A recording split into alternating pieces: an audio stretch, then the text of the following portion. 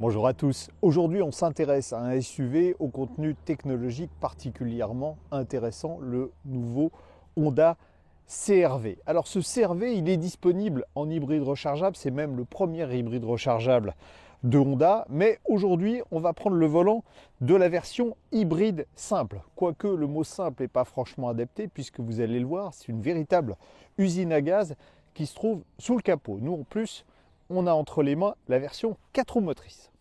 Je peux vous dire que ce Honda CR-V, il plaît déjà beaucoup parce que j'ai un public nombreux qui est venu assister au film. Bah oui, oui.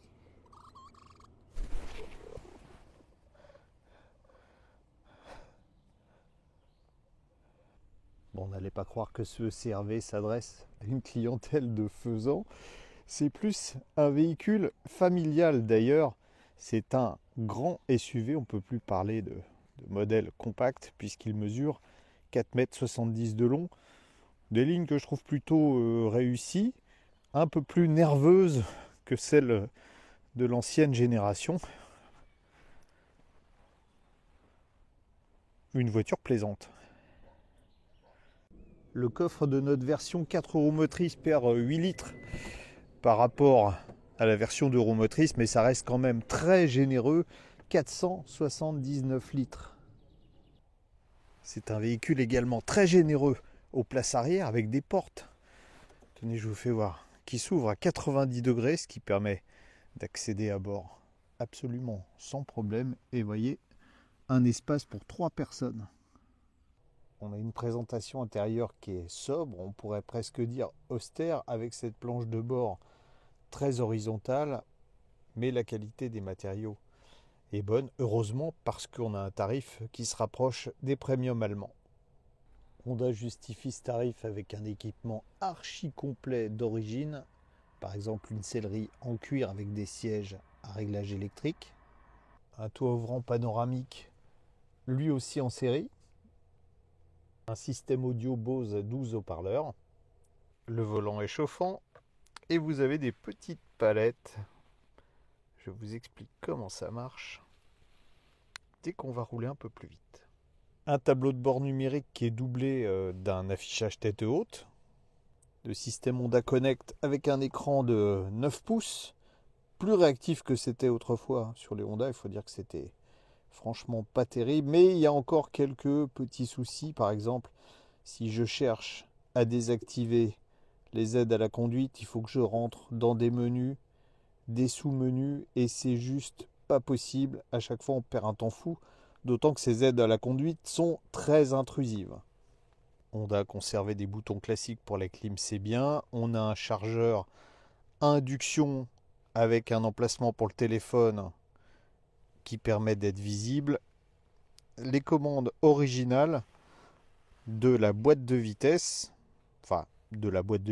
vous comprendrez tout à l'heure pourquoi je vous dis boîte de vitesse.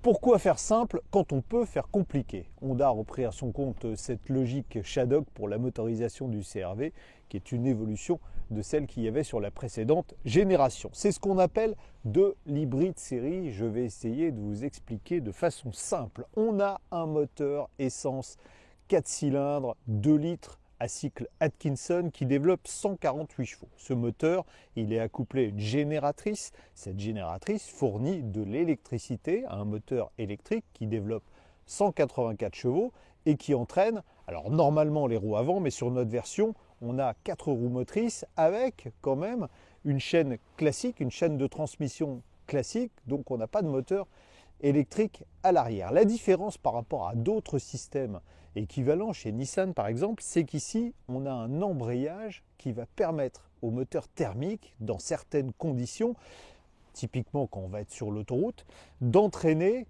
directement les roues sans passer par l'intermédiaire du moteur électrique. Ça permet d'accroître le rendement.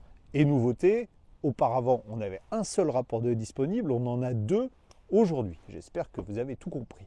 Puissance totale du système, c'est la puissance maxi du moteur électrique, 184 chevaux.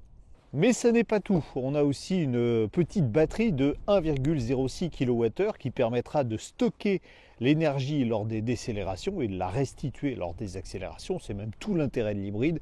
Ça permet de faire des économies de carburant.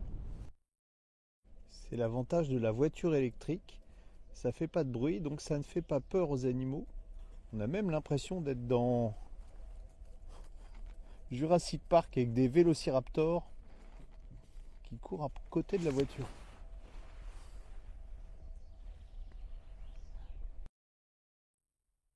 Malgré la sophistication mécanique extrême, ce Honda CR-V est finalement extrêmement facile à conduire. On a le sentiment, quand on roule raisonnablement, qu'on est au volant d'une voiture électrique, parce que même quand le moteur thermique se met en route, il est très discret. On ne l'entend pas. Honda a eu aussi la bonne idée de mettre des jantes qui sont d'un diamètre raisonnable. On est en 18 pouces. Ça préserve un certain confort, même si je m'attendais à un peu plus de moelleux à basse vitesse.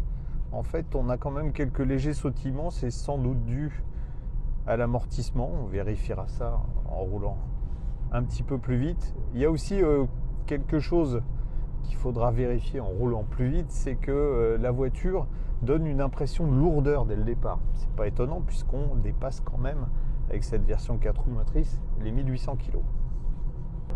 Pour bien comprendre le fonctionnement du système hybride, on a un petit graphique ici. Là, on voit très bien que c'est la batterie. Voilà, le moteur thermique vient de se mettre en route pour recharger la batterie. C'est la batterie qui fournit l'énergie au moteur électrique. Et le moteur électrique entraîne les roues avant et arrière. Et vous voyez, il y a un petit symbole qui vient de s'allumer en haut, qui ressemble à un engrenage. Et en fait, ça symbolise l'embrayage du moteur thermique directement sur la transmission. Donc, dans cette phase-là, c'est purement le moteur à essence qui entraîne les roues. Là, ça y est, on est repassé en mode hybride série et tac, vous voyez, de nouveau le petit engrenage. Un des intérêts du système Honda, c'est que si on veut augmenter un peu le rythme, alors certes, on va avoir le moteur bien plus présent, mais sans l'effet désagréable qu'on a habituellement sur d'autres hybrides, puisqu'on a une simulation de rapport. C'est pour ça que je vous parlais tout à l'heure de boîte de vitesse. Et on a aussi ces fameuses petites palettes au volant qui permettent de simuler des rapports. Bon, c'est pas aussi probant que des vraies vitesses, mais on se rend compte que malgré le poids conséquent, la voiture est plutôt dynamique.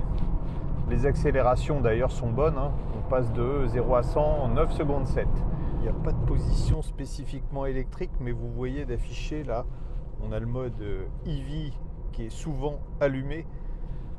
Ça permet de faire de substantielles économies de carburant. D'ailleurs, vous voyez, la moyenne sur un trajet de 800 km est de 7,8 litres au 100. 7,8 litres au 100 pour un engin de ce gabarit, de ce poids, avec un espace habitable qui est quand même très généreux. C'est bien parce que la voiture a fait de l'autoroute, puis il ne faut pas oublier que c'est une consommation en essai. Ça veut dire qu'on peut espérer être aux alentours de 7,5 litres au 100 pour un usage normal. Ça sera moins si vous êtes sur route et en agglomération. Un véhicule assez silencieux à 110 km/h. On a une moyenne de 66,2 décibels. C'est un peu plus qu'un équivalent 100% électrique, mais on n'entend pas le moteur thermique tourner. On a quelques bruits aérodynamiques, des légers bruits de roulement. Je vous rappelle, on est en version 4 roues motrices, donc la transmission est peut-être aussi génératrice d'un peu de bruit. Il est sympa à conduire, il est assez confortable, il est plutôt sobre, mais ce Honda CR-V hybride malheureusement a un défaut qui passera sans doute mal, c'est que cette version, alors certes on est sur le haut de gamme Advance où tout est compris de série, y compris la peinture métallisée, mais la facture grimpe quand même à 58 000 euros. Et 58 000 euros, c'est plus que son principal concurrent, le Toyota RAV4 hybride. C'est autant que certains concurrents allemands premium. Ça passera sans doute très mal, d'autant qu'il y a pas loin de 1700 euros de malus écologique et un petit malus au poids pour cette version 4 roues motrices.